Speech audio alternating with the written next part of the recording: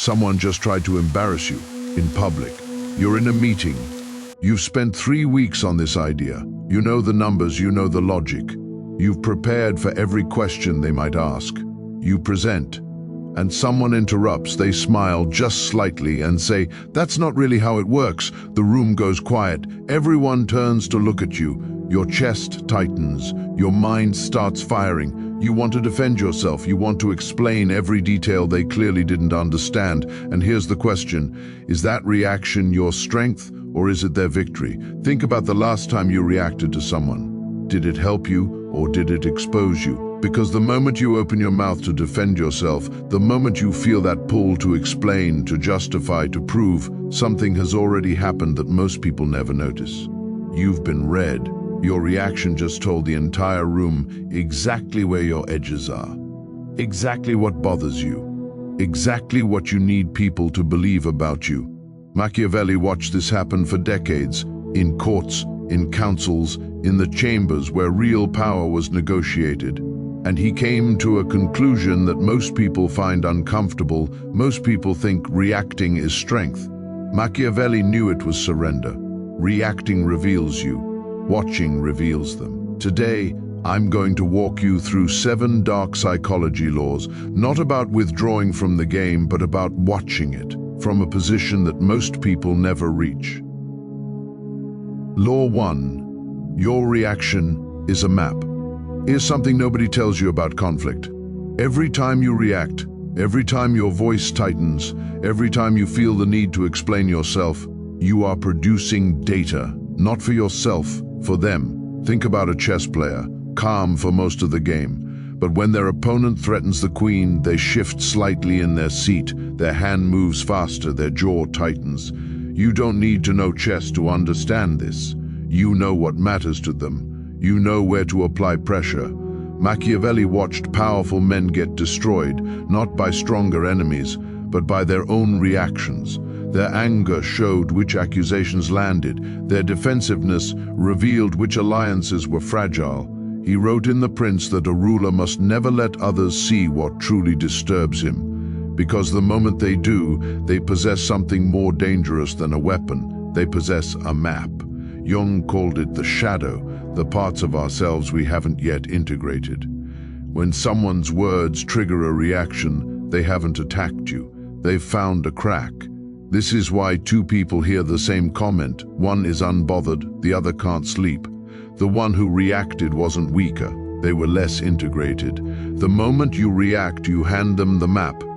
Before any reaction leaves your body, ask one question. Am I doing this because it serves me, or because something in me just flinched? If it's the second one, stay still.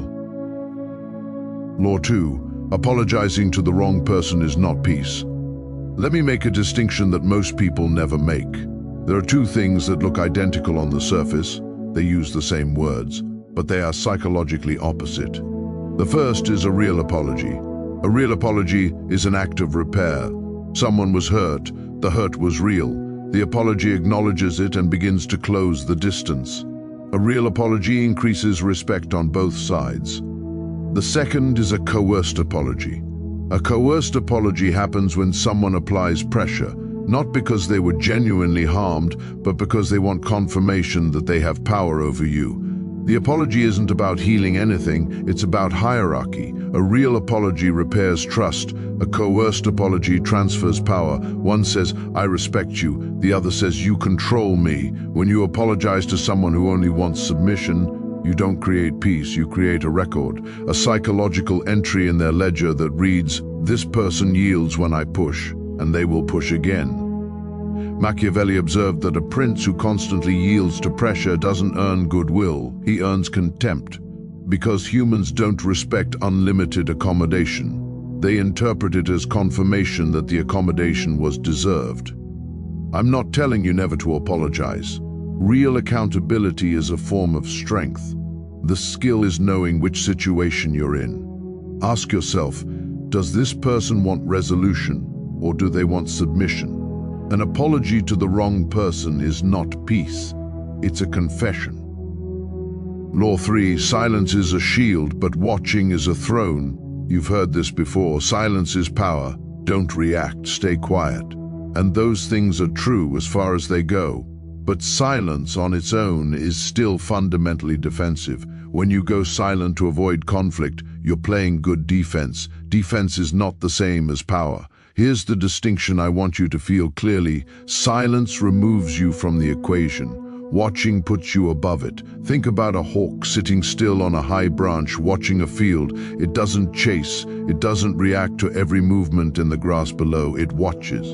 And from that height, from that stillness, it sees everything. The movement patterns, the exposed positions, the moment when something real becomes available. That's not passivity.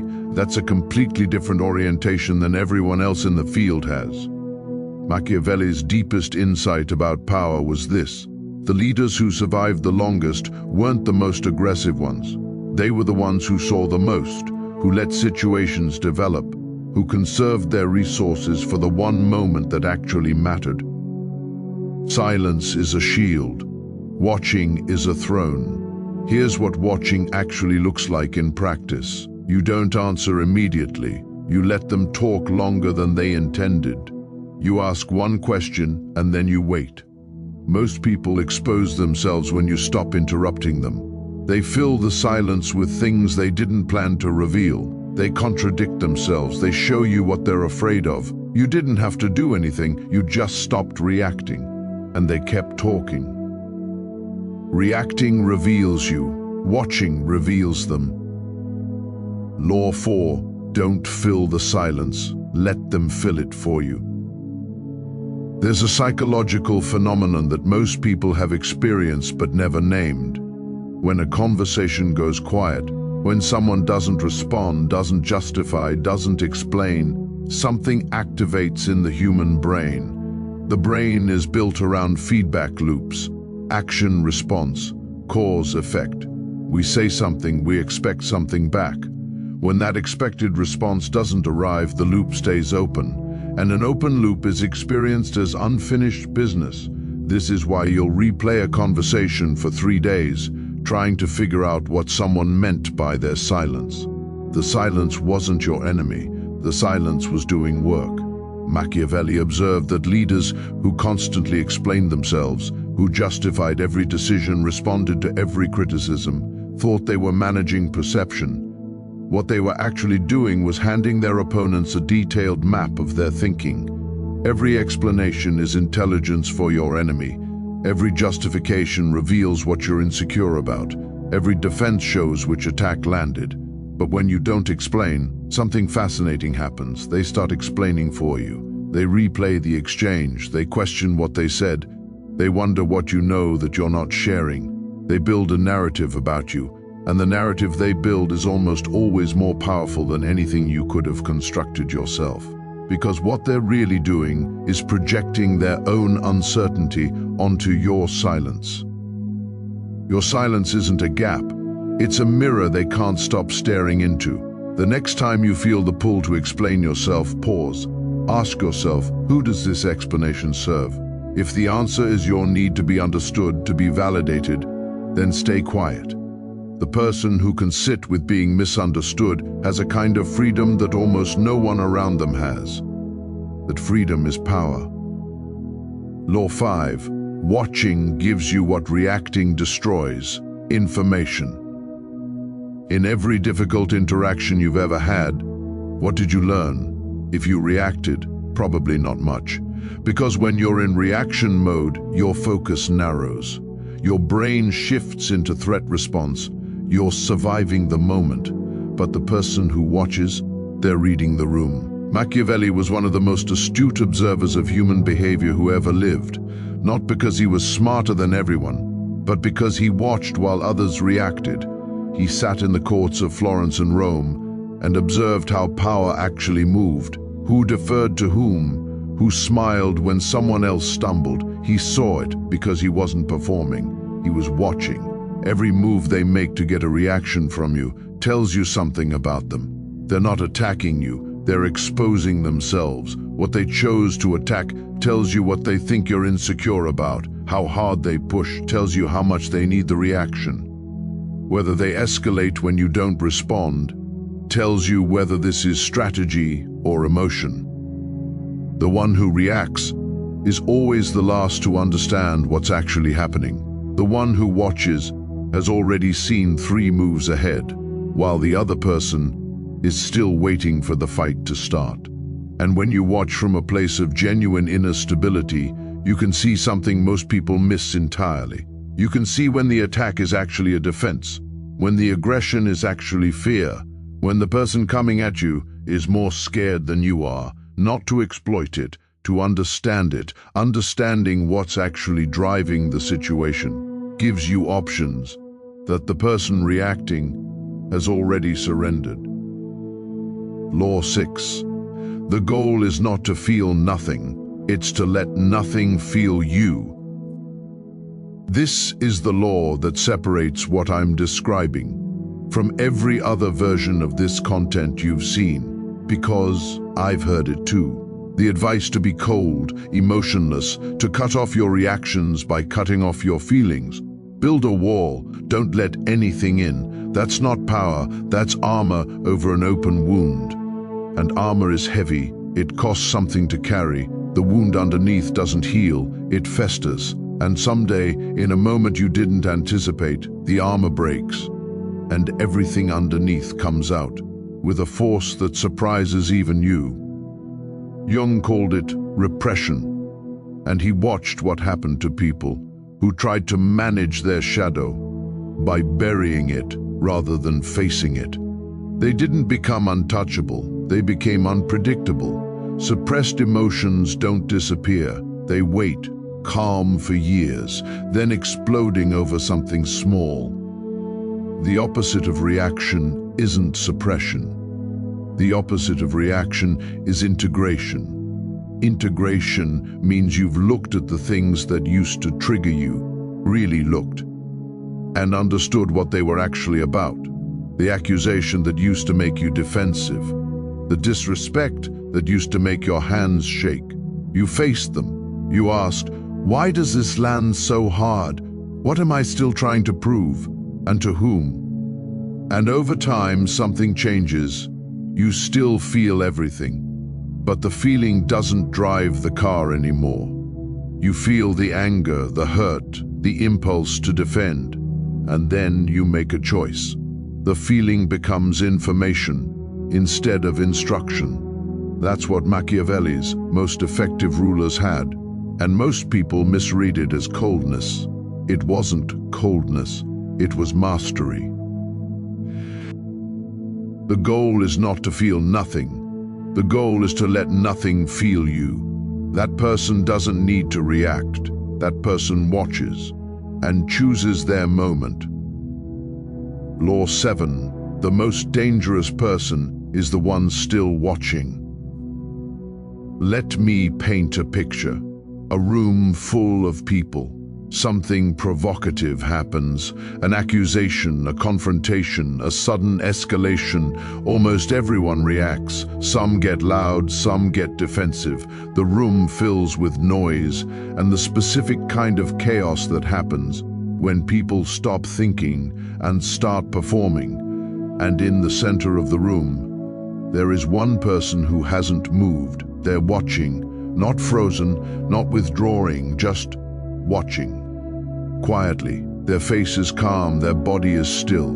They're not reacting to what's happening, they're observing it. And everyone in that room at some point glances at them, not consciously, but the eye moves toward stability in chaos, toward stillness, toward whatever seems to be outside the turbulence. That person has said nothing, done nothing, and yet they have shifted something. Because nobody knows what they've seen, nobody knows what they're thinking, nobody knows what they're waiting for.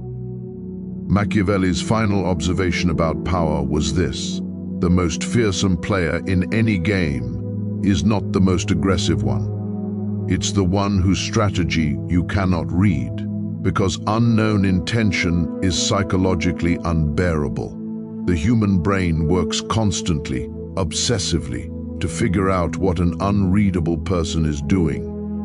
Meanwhile, you're still watching.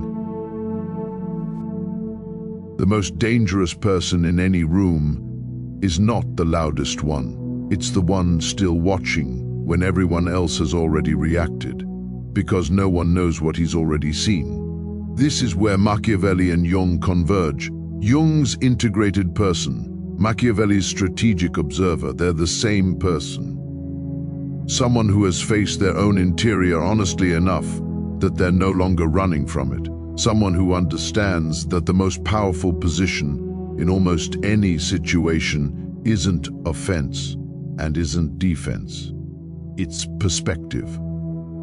The hawk on the branch, watching the field, waiting, not because they're afraid to move, because they're choosing when. People react, people defend, people fight to be understood, and one person doesn't move. Not because he's weak, because he's already seen enough. Never react, because your reaction is data you don't need to give away. Never apologize to someone who wants submission, because that apology isn't peace, it's a transfer. Watch, not because silence protects you, but because watching elevates you. Don't suppress what you feel, integrate it. The person who has faced their own shadow can't be destabilized by someone else trying to use it against them. Be the one who hasn't moved yet, because reacting reveals you, and watching reveals everything. You don't need to win the moment, you need to win the game. That's what Machiavelli understood. Watch long enough, and people reveal themselves,